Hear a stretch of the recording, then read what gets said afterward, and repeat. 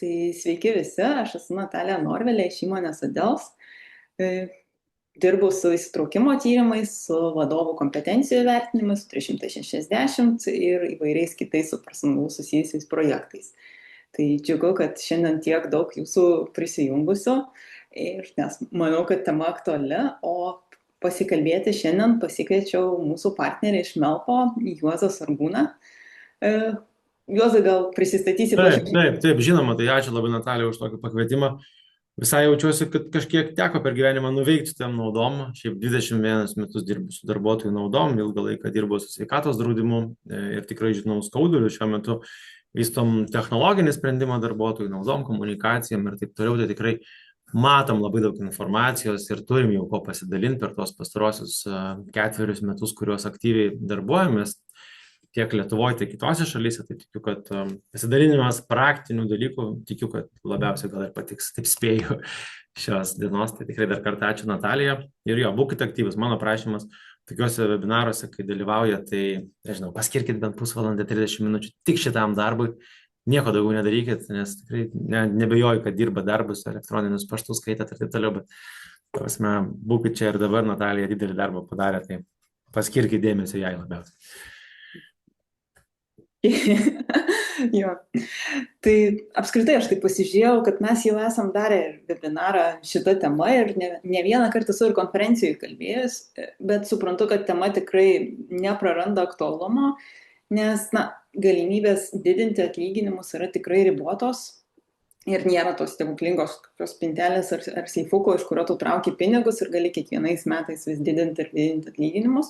Plius iš įsitraukimo tyrimų, kuriuos mes atliekam ir apie kuriuos nemažai šiandien papasakosiu apie rezultatus, mes matom tikrai tokį augantį darbuotojų poreikį ne tik pinigams, ne vien pinigams, bet labiausiai prasmingam darbui. Ir šitas dalykas tikrai nieko nekainuoja įmoniai ir paliesim ir jį, ir kitus klausimus. Tai šiandien taip su Juozu pasitarėm, kad struktūruosim webinarą šitaip. Šiek tiek turėsim ir tokios diskusijos, ir gal net nemažai diskusijos. Pasidalinsiu Adels atliktų įsitraukimo į darbą tyrimų rezultatais už 25 metų pirmą pusmetį. Jau turime virš 15 000 dalyvių, tai manau, kad yra ko pasidalinti. Ir jau vadovai ir darbuotojai klausia, nes paprastai statau rezultatus lyginus su 24, bet pagalvojom, kad tikrai labai turim didelį tokį masyvą duomenų ir visai, manau, bus įdomu pamatyti statistiką. Bet pradžioje gal Juozai tavęs noriu paklausti, o ką jūs matot iš Melpo, kokios apskritai nepiniginio motyvavimo priemonės dabar vertinamos darbuotojų labiausiai? Jo, tai čia geras, gilus klausimas ir jisai labai, jau toks pastarosius 5 metus labai yra aktyvus ir o ką dar, kas čia vyksta ir panašiai. Tai ir nežinau, aš toks būsiu pakankamai atviras, ne visą laiką galbūt toks nepoliruosiu nieko, ne? Tai problemą turim vieną didžiausią Lietuvoje su mokestinė dalim naudų. Jeigu taip žinai, mes dabar labai daug šalių tenka susipažinti, Didžiosios Britanijos, Suomijos, Vokietijos ir Latvijos, Estijos ir taip toliau. Ir matom didžiulius skirtumus. Ir tas irgi labai apriboja visų pirma darbdavius turėti galimybę pasiūlyti darbuotoją. Bet žinai, kai įsijungia papildomi mokesčiai, tada atitinkamai ir sako darbdaviai, tai gal tada visgi geriau, prie atlyginimų pridėsi ir taip toliau, bet vėlgi, kaip ir skaidriai tavo parašyta, kad atlyginimų irgi kažkokios lubos, ribos, plus atlyginimą pridėjus netimsi. Tai čia yra dar viena problema. Tai čia toks bendrinės situacija, kad šiaip nėra jinai dėkinga Lietuvoje ir sunku dirbti su naudom. Tai tą tikrai tikiu, kad dauguma gali patvirtinti. Bet yra ir geroji pusė. Yra geroji pusė ir kūrybos prasme darbdavių, ką jie sugeba pasiūlyti darbuotojams ir panašiai. Tai mes turbūt irgi tą galėsim paliesti per konkrečias naudas, nes taip nenorėsiu super įsiplėsti, kad irgi neužimto laiko. Bet iš tendencijų labiausia turbūt, kas atliepiama, tai visgi tikrai, sakyčiau, 2018 metais prasidėjo per pirmas konferencijas personalo vadovų Lietuvoje, kai Merceris, McKinsey, jie labai garsiai visi akcentavo apie laisvai pasirenkamas naudas ir personalizaciją. Tai mano akimis žiūrint, panašu ateina į personalizaciją, kartų skirtumus ir taip toliau, nes tikrai tą galiu pasidalinti iš mūsų patirties ir tikrai organizacijos leidžia pasirinkti Ir tikrai darbuotojai labai šiltai sutinka tą pasirinkimą, nes jeigu darbovietėje dirba darbuotojai 22 metų ir tuo pačiu 55, ir jeigu duodi tą patį per tą patį, nes pas mus tokia politika, sako, jūs mūsų negirdit.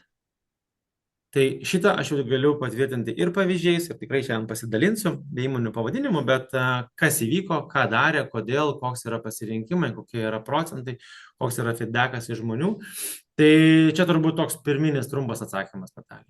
O turbūt lysim giliau galbūt į pačias naudas, tai aš galėsiu tikrai pasidalinti ir ką matau į priekį.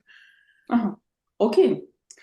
Iš tikrųjų, jo, mačiau diskusijų nemažai buvo LinkedIn'e ir su tokiais postais, kad tai kam tos naudos, tai mokėkim tiesiog daugiau pinigų, žmonės nusipirks, ko jiems reikia, nusipirks draudimą, nusipirks abonementą sporto klubo, nusipirks, nežinau, kavos aparatą ir gers geresnę kavą ir taip toliau. Bet iš tikrųjų, ne viskas taip paprasta turbūt, ne? Tai labai nepaprasta, nes administravimas. Didžiausia problema yra flexible benefit administravimas. Jeigu jūs turite įmonę, va irgi, aš nenoriu jūsų užkrauti parašymais, aš dar norėčiau paklausti ir kokio dydžio organizacijos ir kokias rytis, nes labai galima daug šnekėti, nuo bankų sektoriaus iki gamybos sektorium, kurios yra regionai. Ir ačiū kolegom iš galbūt ne Vilniaus, Kauno ar Klaipėdos, nes ten yra dar įdomesnės temos, kurias galėsim paliesti. Tai vėlgi tas naudų ir atlyginimo tikrai yra įmonių, kur sako, mes mokėsim daugiau negu rinkos vidurkis, dar pridėsim atlyginimo ir nelyskit prie mūsų su naudom. Tiesiog nelyskit. Tačiau, ką rodo praktika? Darbuotojai lyginasi darbo skelbimus, kurie yra labai platus ir išsamus. Tada jie lygina apskritai nuo atlyginimus ir panašiai ir tada sako, pas mus didelį atlyginimą, bet nieko daugiau nėra. Ir jie vis tiek prašo. Čia žmogaus natūra yra prašyti ir gauti daugiau. Čia normalu, reikia nuo to nesigėdėti ir norėti. Ir tiesiog tai nėra, kad darbdaviai spąstų. Visas pasaulis tą dalyką daro. Tai kur yra didžiulis privalumas su papildomom naudom, jas gali duoti ir atimti. Atlyginimo negali atimti. Galit sakyti, kad jo, ten galim per COVID daug kas mažinosi bendrų sutarimų, bet čia nepaprasta. Sakyt, mėlėjai susitaupyk dabar 20% cancelinsim atlyginimus, ne, mažinsim.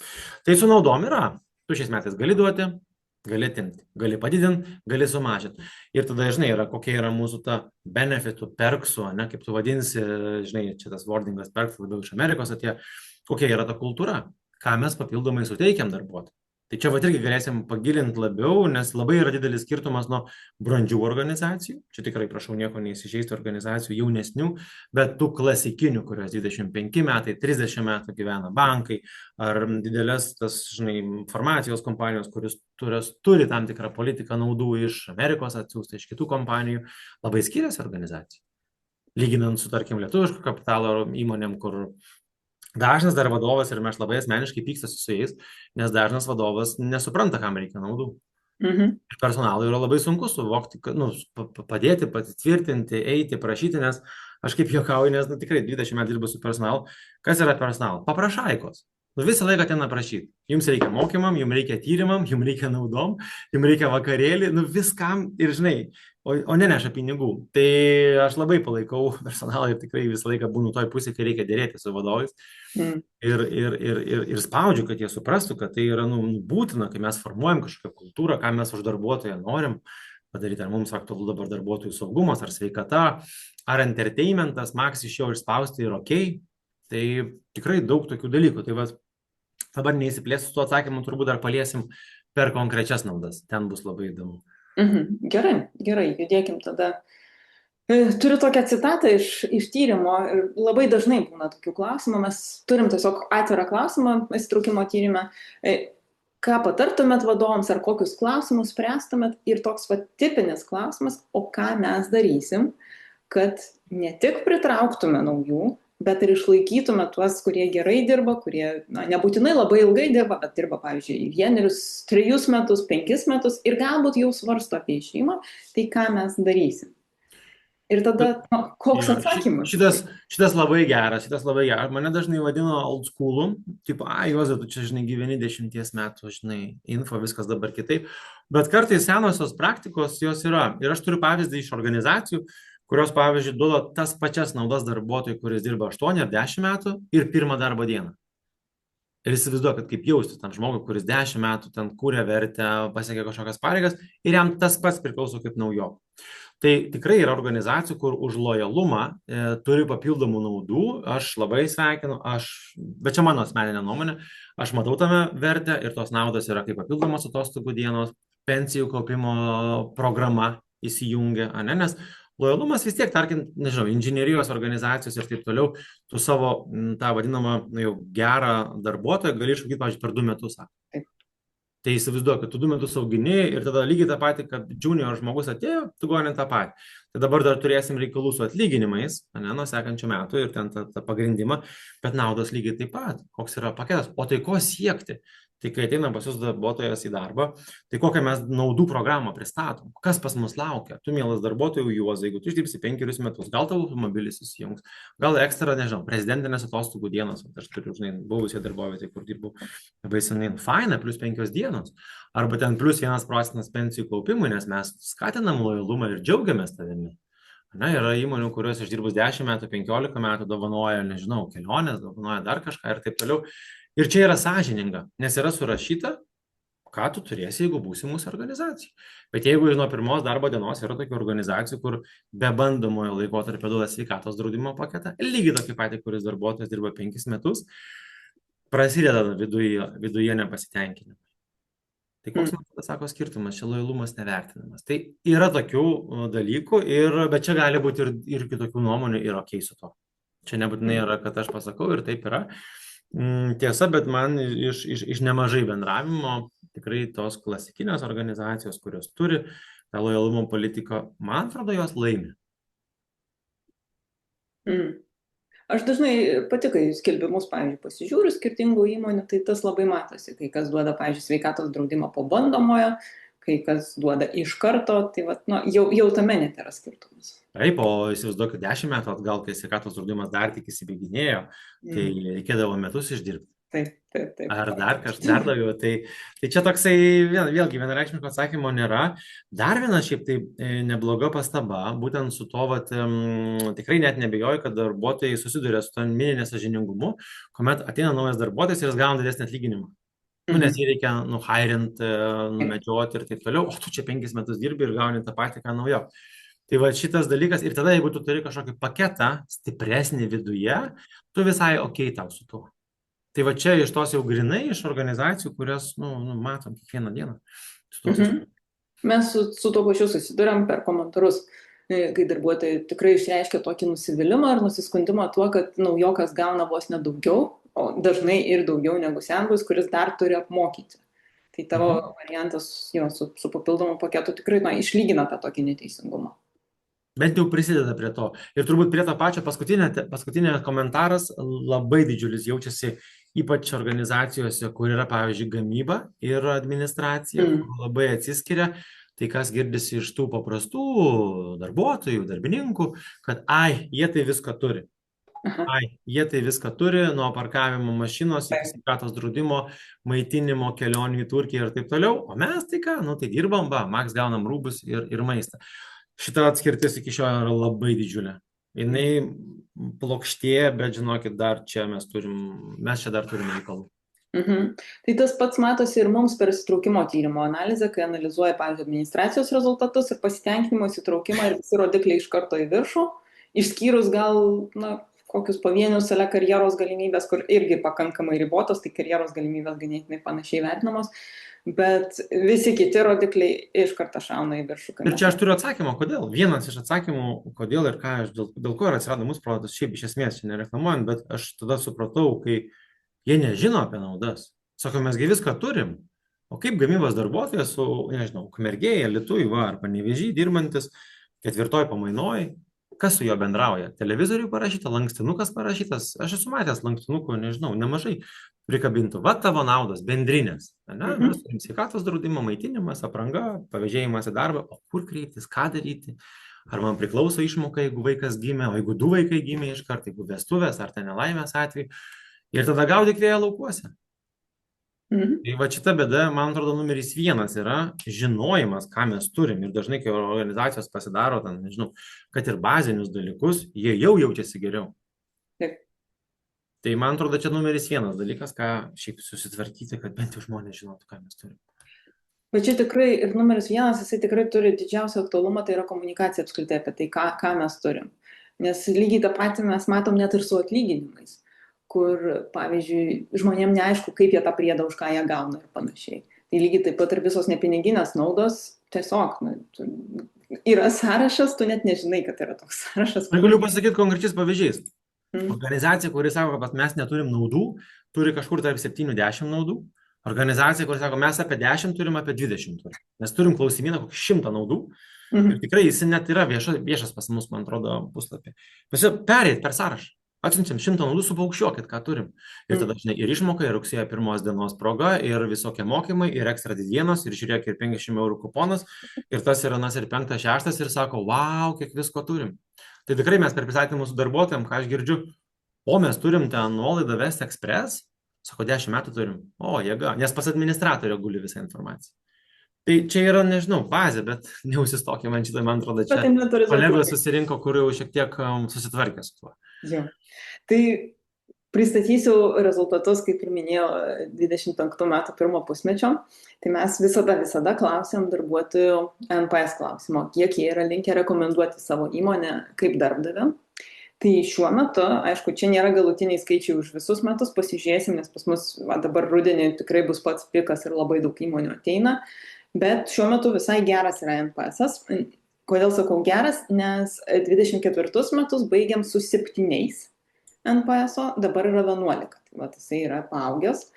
Tai yra gerai, nes jau pasiekėm tokią pakankamai optimalią rekomenduojamą zoną tarp 10 ir 30. Aišku, turime klientų, kurie turi 90, turim klientų, kurie turi -78. Tai ta Lietuva tikrai yra įvairi ir labai, aišku, išsiejasi ir su sektorium.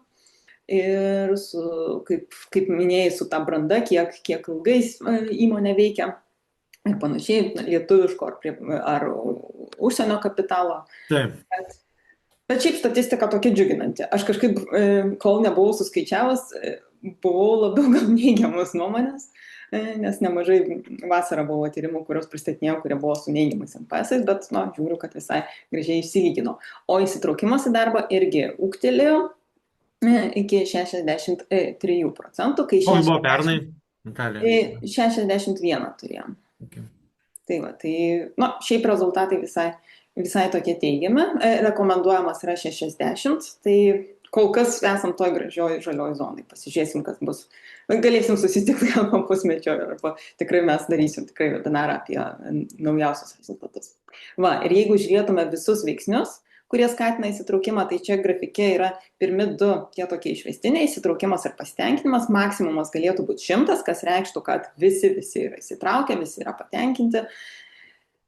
Siektinas būtų 60, bet patys matot čia, kas stebit, kad rezultatai tokie svyruojantis. Nuo atlygio, kur yra 37 tik tai procentai patenkintų darbuotojų, iki sakykime, bendradarbių arba įgalinimo, arba psichologinio saugumo ir santykių su tiesioginiu vadovu, kurie vertinami tradiciškai geriau. Tai prie šito dar aš norėsiu sugrįžti, kai žiūrėsim per atskirus komponentus. O dabar, tokį padariau didžiausios Lietuvos įmonių stiprybės 25 metais. Tai geriausiai vertina tiesioginius vadovus, vertina darbinę veiklą, psichologinę saugumą, įmonės įvaizdį, kas tikrai koreliuoja su tuo aukštu NPS-o įvertinimu, savo kolegas ir įgalinimu. Kiek Melpo duomenis koreliuoja arba nekoreliuoja gal su šitais rezultatais? Nežinau, kiek čia turbūt labai dar sunku.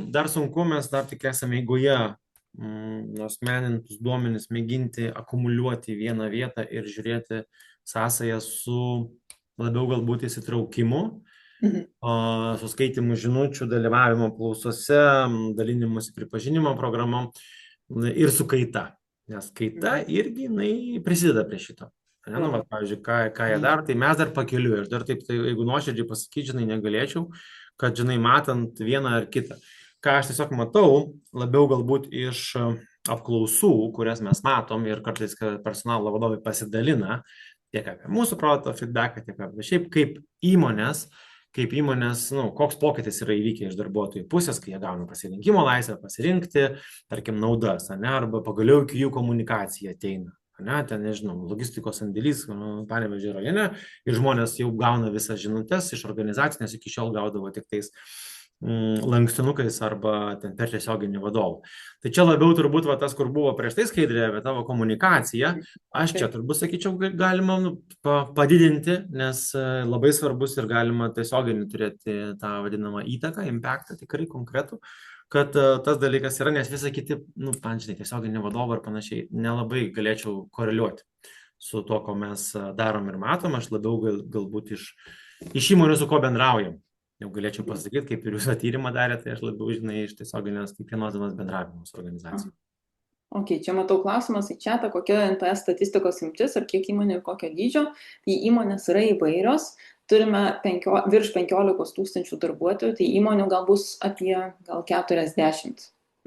Įmonės labai skirtingos, taip nuo gal mažiausia bus apie 100 darbuotojų, didžiausia yra keli tūkstančiai.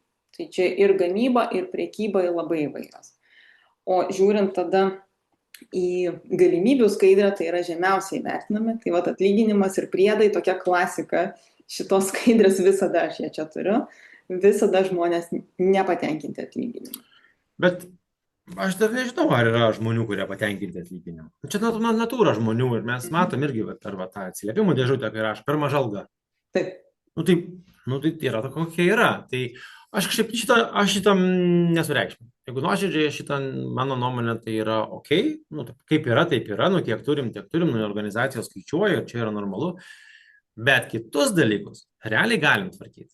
Ir va čia yra labai svarbus momentas, kur tiek personalo profesionalai, tiek vadovai, jie turi dirbti. Ir ne tai, kad gali, o turi. Pavyzdžiui, pripažinimas ir tikrai sutikit, aš labai tikiuosi, kad po truputį stipriai nueina, pavyzdžiui, dažnai kalėdinis vakarėlis ir būtinai 5 nominuoti ir gaus dovaną. Viskas ok su tuo, irgi, fainas, smagu, bet metų eigoje kažką aš ir gal gero darau. O kaip tu man tą ačiū pasakai? Ir tas ačiū sakymas, patikėkit tokios organizacijose, pavyzdžiui, kur gamybos, statybinės įmonės ir taip toliau, kai tu pažiūri, kas kam sako ačiū ir ten yra nuostabu ir smagu ir vienas kitam ir ne vien tik tai, kad tik skyrių vadovai gali pasakyti ačiū. O kodėl aš negaliu pasakyti skyrių vadovui ačiū arba vadovui ačiū arba feedbacką duoti? Tai mums dar čia yra daug stigmų. Mums dar tas ačiū pasakymas ir su juo reikia labai daug, tai tikrai yra labai gražių pavyzdžių, kur personalo vadovai kartu su direktoriais jie įsitraukia ir skatina tą ačiū kultūrą. Tada atgal grįžta žmogus ir tipo jam, nes aš irgi ne vieną tyrimą skaičiau, kaip tiesiog paprastas vadovo ačiū manęs pamatymas darbo, jam yra taip gerai. Tada tas atlyginimas ar ten pėmiau, nebe. Tai žinokit, va čia, aš tai sakyčiau, karjeros galimybės, vėlgi, ta prasme, jeigu nuoširdžiai, ten kokia nors įmonė, kur nelabai jų yra, tai yra kaip yra. Tai žinai, jeigu tu nesi ten bankas su 3000 darbuotojų ir 16 skyrių, tai tau tikrai bus sunkiau. Nežinau, vienam rajone gamykla, ten 100 žmonių, ir visi gamybos darbuotojai. Tau iki gamybos, ten, žinau, team leado gali patapti dar kažkur, bet yra ribotų. Tai darbo poilsio balansas, tai vėlgi, mes, žinai, tą dalyką darom, bet aš kažkaip tikiu, kad organizacijos neišnaudoja žmonių ten dirbo 16 valandų. Neturime šitą. Tai va, mano toks būtų komentaras, kad viskas apart atlygio, tu tikrai gali labai smarkiai organizacijai padirbėti, jeigu turi noro ir tokio vidinio užsidėgymo. Jo, pritariu. Nes šiaip, jeigu žiūrint, čia tokią matricą paprastai visada klientams rodom, čia yra visi įsitraukimo tyrimo veiksniai, kuriuos mes matuojam, jie yra suskirstyti pagal jų ryšį su įsitraukimu į darbą ir pagal tai, kiek procentų darbuotojų patenkinti yra šitais veiksniais. Tai žali tie burbuliukai yra tie, kuriais veiksniais žmonės jaučiasi iš principo patenkinti ir jie turi ryšį su įsitraukimu. Tai didinant pasitenkinimą, pavyzdžiui, įvaizdžių, gerinant tą įvaizdį, didinant įgalinimą, augs įsitraukimas. Raudoni šiuo metu vertinami sąlyginai šiek tiek silpniau, bet vėlgi didinant, pavyzdžiui, pripažinimą, suteikiant daugiau pripažinimo, didės darbuotojų įsitraukimas į darbą. Su geltonais yra taip, kad priedai ir atlygis labai dažnai būna čia kairėje apačioj, kur jūs matot, tai reiškia, kad ryšys su įsitraukimu nėra didelis. Tai didinant atlygį, vidinė motyvacija dirbti neauks labai stipriai. Aišku, nenoriu pasakyti, kad nereikia didinti atlygio, čia nereikia taip suprasti, nes kartais vadovai sako, tai čia viskas geltona vadinasi, mes nieko nedarysim. Tai jeigu jūs nieko nedarysit, tai po metų šitie geltoni pasidarys raudoniai ir bus kaip šviesoforas, jau nevažiuosit. Bet labiausiai žmonės motyvuoja tie dalykai, kuriuos matot čia grafike dešinėje pusėje.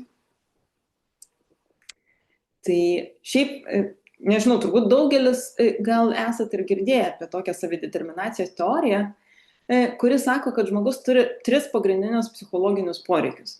Tai autonomija, toks laisvės poreikis, saviraiškos poreikis, kompetencija, tai yra poreikis išreikšti save per gebėjimus, žinias, pasiekti kažką, turėti, matyti rezultatą, ir ryšys, tai yra bendravimas su kitais. Ir aš taip kažkaip analizavau rezultatus ir man taip gražiai labai dėliojasi visi mūsų rezultatai iš tų nepiniginių naudų į šitas 3 grupės. Tai galim pasižiūrėti, pavyzdžiui, autonomijai, kas galėtų priklausyti. Tai tipiškai, čia galėtų būti lankstus darbo grafikas, toks bendras pasitikėjimas darbuotoju ir labai ko įmonės galbūt neišnaudoja, man atrodo, tai yra galimybė siūlyti idėjas. Nes idėjoms yra kažkokia dėžutė, jūsų pasiūlymai. Kiek žmonių naudojasi tom dėžutėm? Kiek žmonių žino, kad yra tokia dėžutė? Čia labai geras, jeigu aš galiu, aš tada apie galimybę siūlyti idėjas, nes lankstus grafikas tai nėra ką kalbėti, bet pasiūlykit tą dalyką, nežinau, darbą iš namų gamybos įmonėm ir tada aš taip labai atsargiai šneku apie tą lankstus grafikas, jis daugiausiai yra aktualus biuro darbuotojams. Bet apie galimybę siūlyti idėjas mes turime ir organizacijų, kur tikrai puikių idėjų darbuotojai pateikia per programėlę, jie pasako, pasidalina, kad čia galima kažką perstatyti, siūlo idėją ten kažką paspausti, kažkas elektroniškai nueitų, matom, kad mums nepatogu. Ir kas įvyksta, jeigu organizacija išgirsta, padaro, tai įsivaizduokit tas atstumas, kaip sutrumpėja, mus išgirdo, sako. Ir tada dar daugiau idėjų, nes dažniausiai kas būna, nieks nepasikeis mūsų organizacijai. Sakyk nesakęs. Vis tiek ten jie administracijai nieko nepadarys, nes pažiūrėk, važinėja su Mercedesais. Tai šitą aš esu girdėjęs 1000 kartų. Bet žiūrėk, kaip organizacija atsiliepia į tai. Dėl to aš nelabai reaguoju, kai turim feedback inbox atsiliepimų dėžutę, parašo per mažą algą. Aš niekaip nevertinu. Bet kai rašo, kad ten pakeiskim kažkokią apmokėjimo dalyką, ten įdėkim čekį, kuris geriau matosi prekyboje, ar ten padarykim tą, ir įvyksta. Per mėnesį, per 2, arba į organizaciją grįžta, kaip ir tos kaizenus gamybos įmonės daro, ir vyksta, tada darbuotojas jaučiasi, kad autonomija, jis prisideda prie verslo, ta prasmė, žinai, ką mes čia darom. Žinot tą anekdotą, kai kosminiai stoty, ten svečias paklausė valytojos, ką jūs čia veikia, sako, mes konstruojam kosminius laivus. Jis yra pats geriausias turbūt anekdotas, kuris parodo, kaip tu esi įsitraukęs, nes mes čia kartu, o ne tai, kad atėjau, atidirbau, išėjau, viso gero. Jo, ir mes tą matom netgi iš komentaro, pavyzdžiui, kiek žmonės rašo apie tą galimybę siūlyti idėjas, ir čia labai svarbu, kad kartais būna tos idėjos visai geros, bet nebūtinai dabar jos tinka. Nebūtinai darbuotojas galbūt net nemato viso paveikslo, bet tada labai svarbu, kad vadovas sugrįžtų su atsakymu, mes gavom, peržiūrėjom, bet neatsižvelgsim dėl to ir dėl to. Nes kartais būna, kad paskaitėm, negalim, bet nieko neiškomunikavom. Ir tada darbuotojas vėlgi sako, kad vėl manęs neišgirdo, vėl nepaskaitė. Tai jeigu šiaip ką mūsų tyrimai rodo už 25 metus, tai šiaip priimdami sprendimus tiesioginiai vadovai tikrai įtraukia darbuotojus. Ir čia svarbiausias spalva šitam grafike yra tamsiai mėlyna, kuri parodo, kiek procentų darbuotojų sutinka arba visiškai sutinka su šito teiginiu. Šviesesnė mėlyna atspindi tokį silpnesnį pritarimą, rožinė šviesesnė parodo, kiek mažiau gal pritarė, ir raudona parodo, kiek visai nepritarė procentų. Ir apskritai patys darbuotojai sako, kad mes galim reikšti savo nuomonę. Ir čia toks kontrastas tarp galim ir kiek į tą nuomonę kažkas atsižvelgia. Galėt tai galim, bet nebūtinai atsižvelgs, bet tai yra tiesa, nes Čia žmonių šiaip įdomus, iš vienos pusės skaičiai atrodo nėra blogi, nu tokie, Mhm. žinai. Iš kitos pusės labai turbūt skirtumas yra, kokios yra organizacijos. Taip. Ir kaip jos įtraukia žmonės. Ir vienas dalykas bus, žinai, ten galbūt kokiai kompanijai biure dirbant, prie kokio nors projekto, žinai. Kitas dalykas bus gamyklai, kur yra, žinai, vieno direktoriaus sprendimai, žodžiu, sakyk nesakęs. Tai Mm. čia turbūt ir parodo tą atspindį visumą.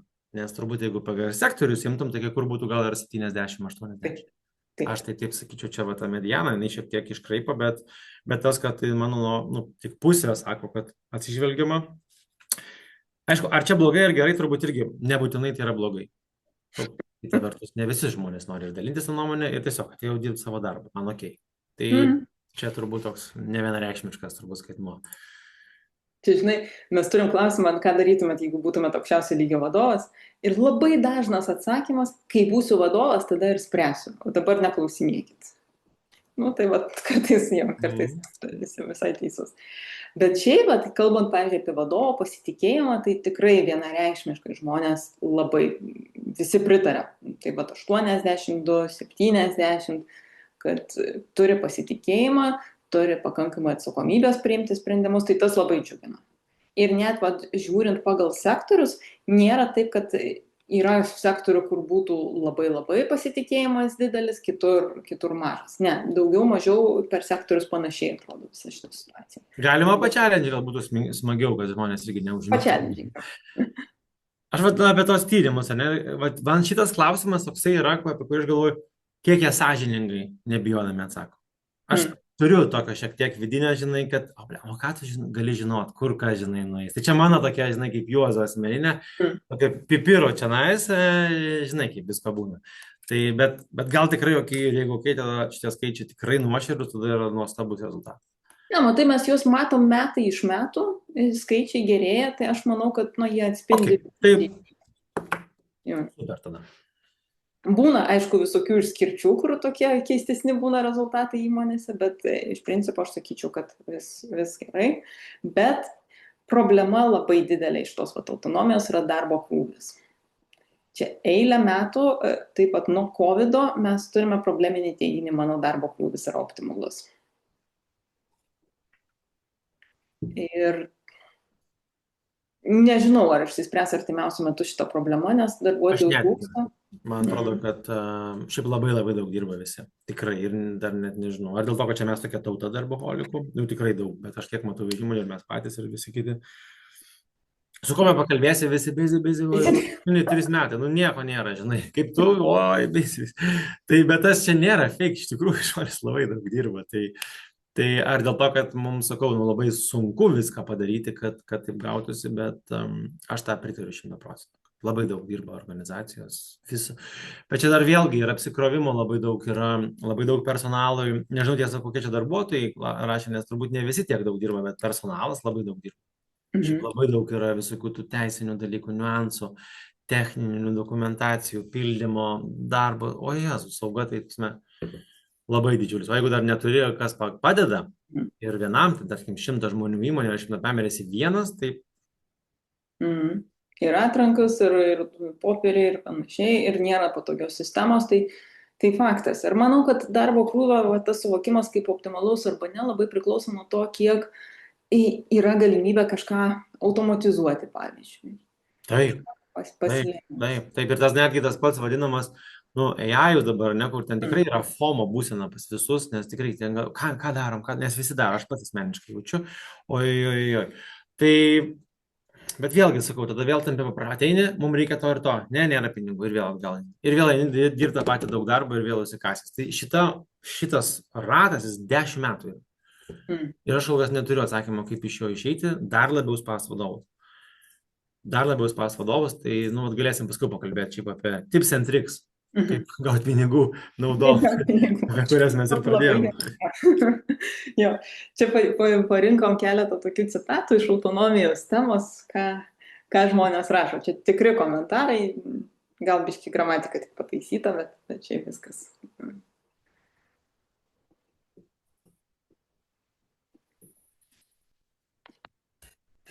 čia yra, visi skaito, aš galiu pakomentuoti, kur yra rizika, kurią matau, girdžiu, ne veltui dabar grįžimas į ofisą tampa visai nemaža norma.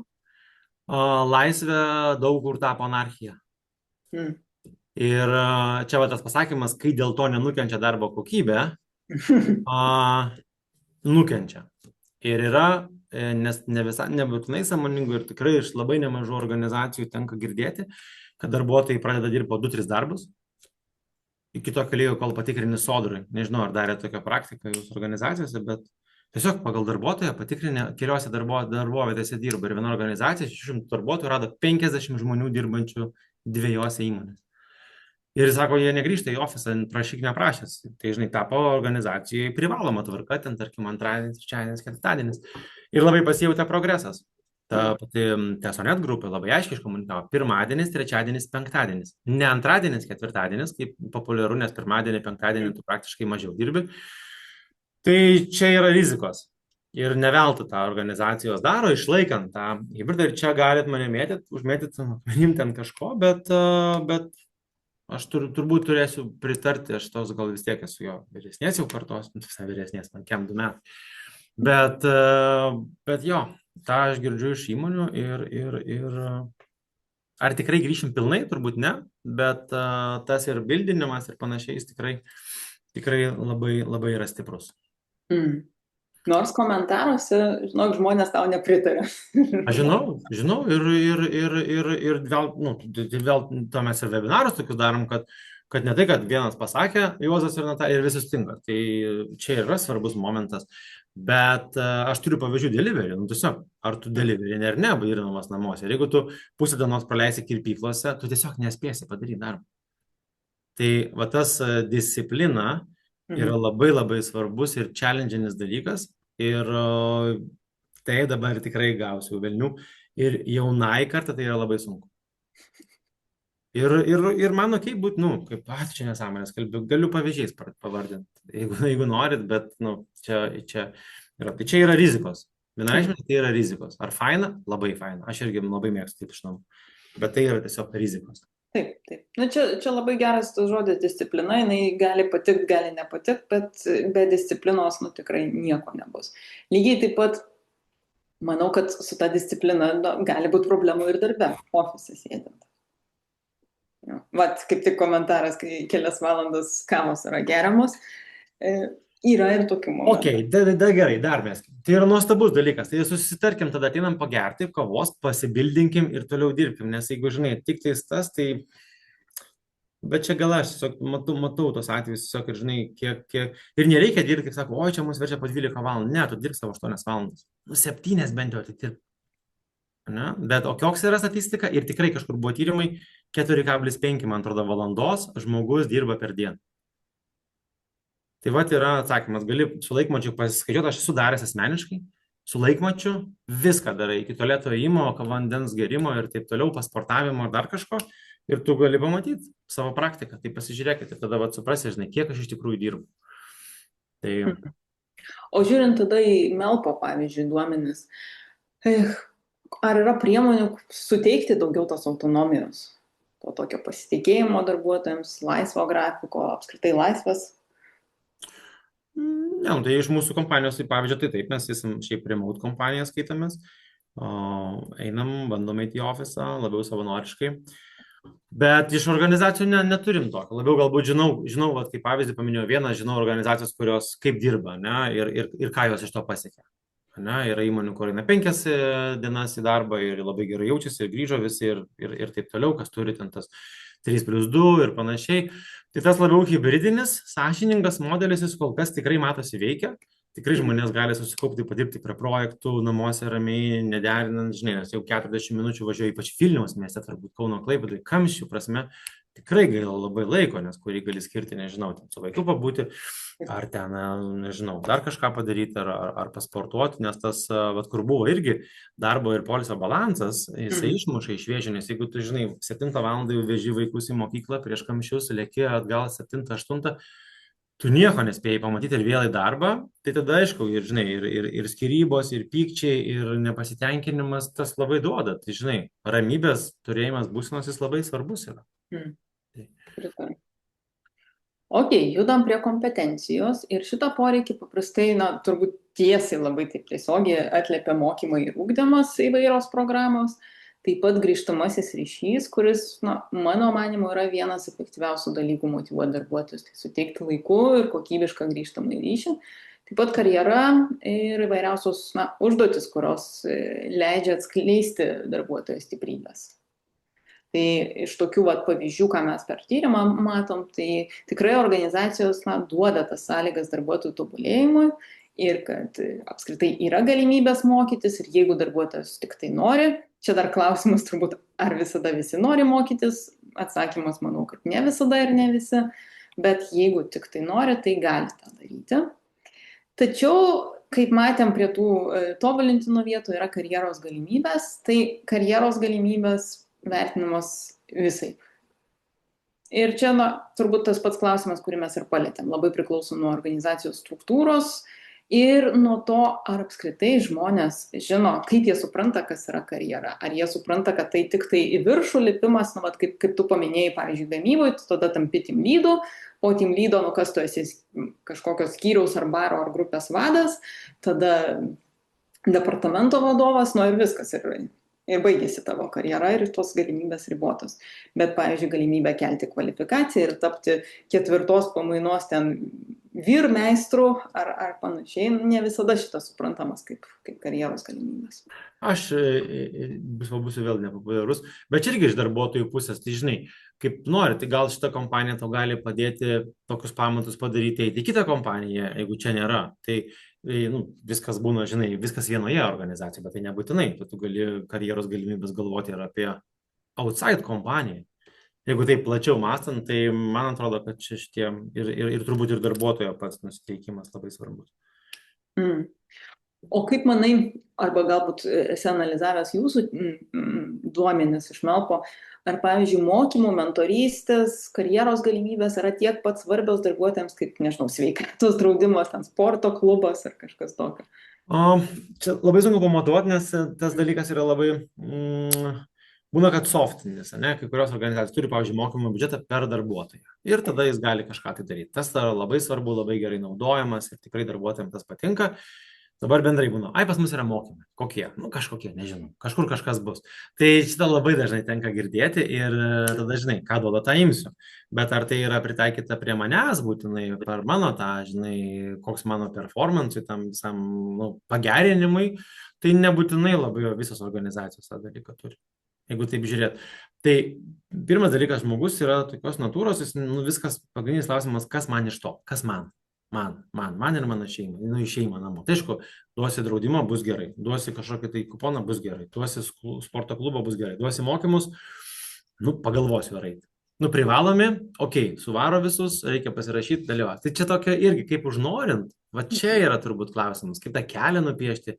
Šiek, jeigu tu, Juozai, dabar pasimokysi šitą, dabar geriau suvirinsi, dabar geriau darysi pardavimus, dabar geriau komandą valdysi, nes atsiliepimas buvo apie tave, kad tau labai sunku sekasi su komandos valdymu, apie tą grįžtamą ryšį, ties kurio labai reikia padirbėti lietuviams iš esmės kaip natūra, nes čia mes dar labai, kaip silpnai atrodo, mano akimi žiūrint. Tai iš to susideda ir sekantis visi žingsniai. Kaip tik apie grįžtamą ryšį turiu duomenis, tai yra kur padirbėti. Čia aš matau labai daug organizacijose. Taip. Ir tada, kai aš kalbinu vadovus, klausiu, tai kaip jūs teikiat grįžtamą ryšį, tai sako, tai va, per metinius pokalbius čia turim. Aha, man toks nejaukumas, maždaug, tai kaip čia, kaip pasakyti, kad kartą per metus pagirt darbuotoją ar pasakyti, kad kažkas buvo negerai, gal biškį per retai. Per retai. Tai aš visiems per visus webinarus, tikrai sakyčiau, man bent jau atvėrė labai akis tą Netflix knyga, Rules No Rules, tokia parodė, kaip tas labai fainai. Tikrai galima, čia yra išmokstamas dalykas. Čia nėra joks mokslas, nereikia čia baigti nei coachingo sesijų, nieko. Tiesiog drąsiai paklausti, paprašyti atgalinio ryšio, mes paprašyti labai, ne tai, kad negebam, labai nepatogu, nes baisu išgirsti negatyvus dalykus. Čia pagrindinis dalykas. Tas tiesa. Jo, bet kuo galim pasidžiaugti, tai kad žmonės iš principo mano, kad jie dirba prasmingą ir kompetencijas atitinkantį darbą. Tai va, tas labai Mhm. džiugu, kad žmonės yra savo vietoj. Galbūt nebūtinai visada toj kompanijai, bet iš principo darbas žmonėm patinka. Na ir komentaruose labai dažnai skamba apie mokymąsi, apie tobulėjimą tema, apie tai, kad dirba labai įdomų darbą ir gali aukti profesiškai ir asmenybiškai, sakyčiau. Tai va, tas tikrai visada man smagu skaityti, kad ne tik tai džiaugiasi Taip. kažkokiais dalykais kaip maistu, ar kava skane, ar ten, kad yra daug pieno rūšių, bet kad akcentuoja galimybę tobulėti. Na ir paskutinis iš 3 tų savideterminacijos komponentų tai yra ryšys. Ir ryšys, na, iš dalies šiek tiek, sakyčiau, sutampa su tuo, ką jau kalbėjome apie grįžtamą į ryšį, nes per jį mes irgi kūrėm ryšį. Bet pripažinimas, apskritai pagarbus bendravimas ir geras teigiamas mikroklimatas darbe, toks jausmas, kad tu priklausai bendruomeniai, na ir vadovo dėmesys. Tai tą matom, vieną dalyką matom kaip probleminį, tai va pripažinimą, ką ir sakiau, ir žmonės tikrai mano, kad na, nesulaukia tiek to pripažinimo, kiek įdeda pastangų, kiek įdeda darbo. Bet bendravimą vertina gerai. Tai va čia toks, kad bendras toks emocinis fonas yra geras, bet Čia įvertinimo turbūt, čia turbūt, žinai, tai kad, čia kaip būna emocinis fonas, dažnai organizacijose dirba įmonės darbuotojai ten tam tikrose grupėse, skyriuose ir taip toliau, susibildinę ir kaip ir viskas ok atrodo, ne, traujam, būnam ir taip toliau, bet tas tikrasis ačiū už tavo indėlį, tikrasis, ne tai, kad ten, žinai, padėjo atspausdinti ant kažką, tai ar ten atnešė kavos. Nu, tai čiagi mes ne apie tą pripažinimą kalbam, ne, bet per rimtesnį. Tai, nes, taip turi būti, nes tavo pareigybėse parašyta, kad turi padaryti. Bet čia turbūt yra, kur tobulėti ir skaičiai rodo, kad reikia pasistemti. Tikrai taip. Ir apie ryšį irgi būna komentarų, bet tokių dviejopų, sakyčiau.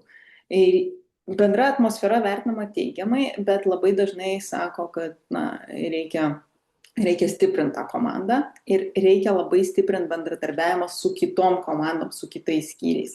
Nes skyriaus viduje, to padalinio viduje paprastai bendravimas ir komunikacija vertinami tikrai gerai, bet kai mes einam į gamybą, į pardavimų skyrių, į kažkokį bet kokį kitą skyrių, kuris ne mano, ten atsiranda trinčių, atsiranda problemų.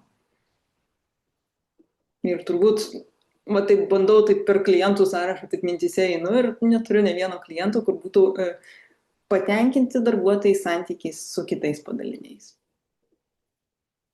Čia turbūt nuolatinis bus procesas. Pardavimai kaltina marketingas gamybą ir taip toliau. Čia turbūt tokie mes esame. Nieko čia nėra kažko tai tokio extraordinary, sakyčiau, kad nematoma, bet aišku, faina, kad dirbti su to reikia vienareikšmiškai. O kaip manai, žiūrint į ateitį, kaip keisis galbūt tendencijos, nežinau, per artimiausius kokius 3-5 metus, ar lūkesčiai dėl pačių darbuotojų dėl nepiniginio motyvavimo? Ko norės žmonės arba ko nenorės? Kurios priemonės galbūt bus nepopuliarios? Galbūt gali būti taip, kad kokie nors privalomi mokymai turbūt arba dar kažką, bet aš šiaip čia vėlgi, bet matai, kaip yra kultūriškai, žinokit, labai didelis skirtumai, pavyzdžiui, yra, Didžiojoje Britanijoje daug tenka bendrauti, ten, pavyzdžiui, pensijų kaupimas yra labai svarbus, ir finansinis raštingumas labai didelis. Ar mums pavyksta Lietuvoje, tarkim, pramušti, tai ne. Organizacijom labai sunku suprasti, kad mes galim prisidėti prie darbuotojo finansinės gerovės. Ir kai matom tyrimus, kiek darbuotojai turi susitaupę pinigų, ten maks 1 atlyginimą ar 2, didžioji dauguma turbūt Lietuvos, man atrodo, 30% buvo. Tai daugiau negu 2 mėnesius tu neišgyventum, privalai darbą, tai tas baimė prarasti darbą yra labai didžiulė. Tai aš sakyčiau, kur labiau tobulintinas dalykas, kad darbdaviam tikrai atsižvelgti tai ir galima, ir tos mokestinės lengvatos leidžia tą dalyką daryti, tai finansinis raštingumas.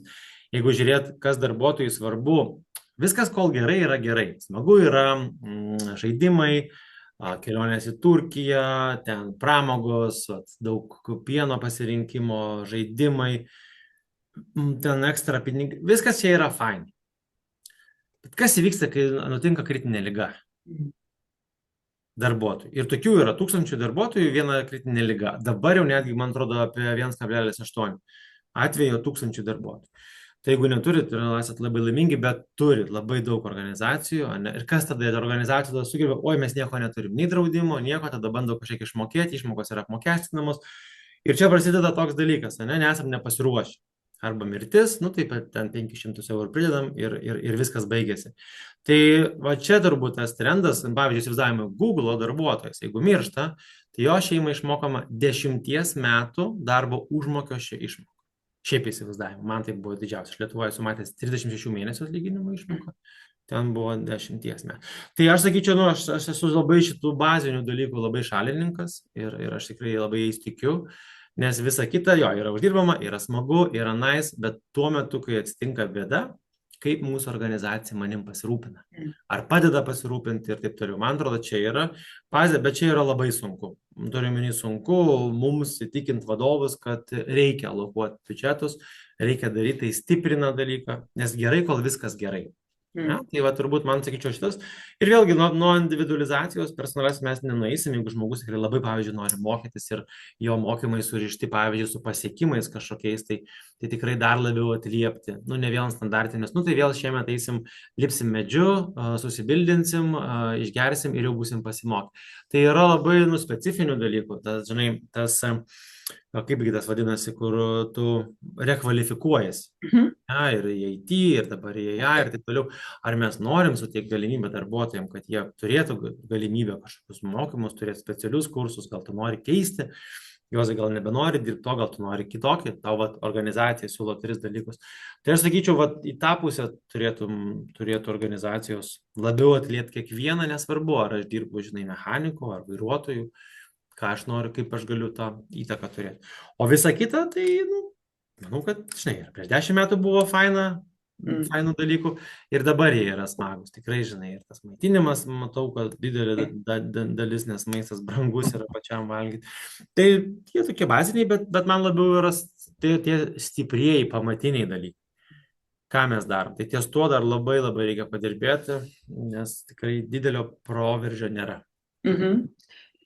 Vat jo, klausau tavęs ir galvojau, kad tikrai bazinius dalykus didžioji dalis įmonių yra susitvarkiusios ir vat apie tą maitinimą, tai labai dažnai iš gamybinių įmonių matom komentarą, kad tai yra vienas didžiausių privalumų. Laiku mokamas atlyginimas, aišku, čia tokia klasika visų tyrimų ir maitinimas. Bet dar tikrai kalba apie laiku mokamą atlyginimą, dar yra pastebėjimų. Kalba, žinok, kalba darbininkai tikrai laiku ir skaidriai ir šitą labai vertina ir iš tų komentarų aš taip suprantu, kad ne viskas dar šitoj vietoje yra sutvarkyta. Tai va, tai žiūriu jau mūsų laikas praktiškai į pabaigą, tai turim tokią paskutinę skaidrę apie tai, kas galėtų būti, kas duotų greičiausią pergalę ir greičiausią rezultatą, tai pripažinimas, tai daugiau sakyti ačiū, daugiau padėkos, daugiau dėmesio iš komandos, iš tiesioginio vadovo, grįžtamasis ryšys ir apskritai dėmesys žmonėms, gebėjimas juos išgirsti ir pasistengti atliepti jų poreikius. Tada mokymo programos, ką Juozas ir sakė, pavyzdžiui, perkvalifikavimo programos, tai tikrai labai dabar yra populiarios, nes vis tiek nestovi viskas vietoj. Ir ilgalaikės toks turbūt investicija ilgalaikė, kuri nepasimatys iš karto, tai yra įmonės kultūros formavimas, vertybės ir vadovavimo apskritai kultūra.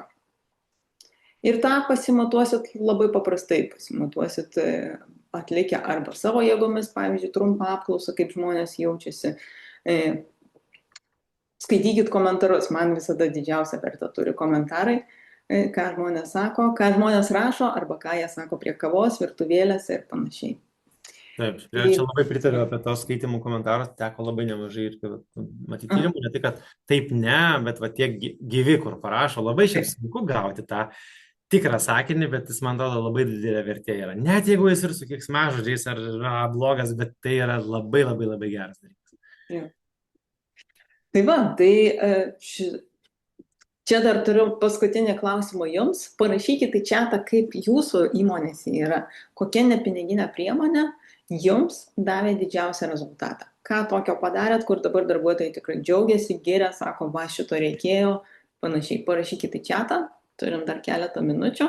Dar žinai, Natalija, pagalvojau, Mhm. vat tą klausimą atsakant apie tas naudas ir tą tendenciją, kur šiek tiek turi sąsajos su prasme organizacijų. Nes tikrai tas yra jis ir prasmės kažkokio darimas tikrai yra geras ir siektinas dalykas, kad ne šiaip dirbam dėl kažko, nežinau, pakeis pasaulį, ten, kad būtų tvariau, ten dar kažką daryti ir panašiai. Tai tas bendrumas ir iniciatyvos jos vis tiek kažkiek tai sujungia, ne, nu, tai ar ten išgelbėti šuniukus, ar kažkur tai eiti, ar kažką tai padaryti, prisidėti, tai jis tikrai duoda. Ir tos organizacijos, kurios turi iniciatyvą, aš manau, tikrai arba martų ir tas diversity inclusion, ir tų mažumos, kad padėti šiek tiek toks prasmės yra. Ir tos organizacijos didesnės labai neblogai pasiruošusios. Bet mažesniem gal yra šiek tiek sunkiau su iniciatyvom, ne? Ir va tas va įsitraukimas, kur 63%, tai vėlgi klausimas, kaip jis yra, žinai, organizacijose, žinai, Vilniuje iš Konstitucijos prospekto ir kai yra regione. Tu net būtinai turi palaikymo. Mes norim kažką daryti. Ne, neleidžiam iššuoti iš darbo. Pusdienį. Ir tada va tavo, tu 2 kartus, maks 2 kartus žmogus pabandysi ir viskas. Tu gausi ne ir viskas. Tai čia, sakyčiau, šitie dalykai, kurie jie gerai trendina, bet jie yra tikrai prasmingi. Jie tikrai labai labai skatina su to daryti. Pacituosiu komentarus, šiek tiek ką rašo. Daug laikų susilaukė komentaras laisvadienis per darbo dieną, per gimtadienio dieną. Sveikatos draudimas papildomas, žygiai, kurie visiškai jokių išlaidų komanda susibondina. Laisvadieniai sveikatos draudimas, tai kol kas tokios temos. Ir čia labai normalu, nes jeigu tau reikia, žinai, pas kardiologo laukti 4 mėnesius, bet su sveikatos draudimu tu gali patekti realiai rytoj arba šiandien ir tu užkirsi kelią potencialiai lygai. Aš manau, kad tai labai didžiulis. Jis įgavo tokį pagrindą sveikatos draudimą, kad sunkiai sustabdomas, nežinau, kaip bus nuo kitų metų su apmokestinimu organizacijos, bet iš esmės labai didžiulis įtaka yra. Dar rašo komentaruose, o aš kol kas pasidalinsiu mūsų kontaktais. Galit mums užduoti klausimą, parašę elektroninį laišką, arba galit skambinti, susikonektinkim LinkedIn, jeigu dar nesam susikonektinę, tiek su manim, tiek su Juozu. Kvieskit, bendraukim ir tenais. Buvo dar klausimas, ar pasidalinsime statistiką šitą NPS ir įsitraukimo pagal sektorius. Tai paprastai tokią analizę mes atliekame už metus. Tai sekit mūsų puslapį Facebook'e, LinkedIn'e ir matysit kitų metų, turbūt sausį, vasarį, dalinsimės jau naujausiais rezultatais už visus metus. Įrašas bus, sekit mūsų kanalą Adels YouTube'e. Ten patalpinsim, taip pat ir LinkedIn'e, manau, parašysim po kokį postuką, gal net ne vieną apie šitą webinarą. Tai sekit mus, viską rasit, visą informaciją tikrai ir galėsit įrašą pasižiūrėti. Ir ačiū visiems, kas išlaikė dėmesį iki pat pietų pertraukos. Taip, labai jums ačiū, tikrai čia didelė dovana gauti dėmesį šiais laikais ir jį išlaikyti. Tai aš irgi savo ruožtu noriu padėkoti ir labiau paraginti ir paskatinti ir padrasinti. Būti drąsiems, ne visą laiką populiariems ir nebijokit gauti ne. Eikit iki tol, kol gausit taip. O jeigu ir užknis, tai keiskit darbą, eikit ten, kur gausit. Tiesiog gyvenimas yra per trumpas, kad tave visą laiką, žinai, ir vėl negavau, ir vėl manęs nevertina. Tai yra darbdavių, kurie vertina ir tikrai yra ir mes turim rinkoje nuostabių darbdavių, tai drąsiai exploring šias galimybės. Tai ačiū tau, Juozai. Ir ate, viso gero tada visiems. Viso gero visiems, galim stabdyti įrašą, viso.